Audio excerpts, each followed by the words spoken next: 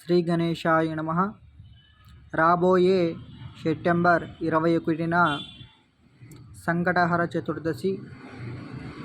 ఆ రోజు ఎవరైనా విఘ్నేశ్వరునికి పంచామృత అభిషేకము చేయించుకునేవారు ఉంటే కాంటాక్ట్ కావాల్సిందిగా మనవి. అలాగే గణపతి హోమము,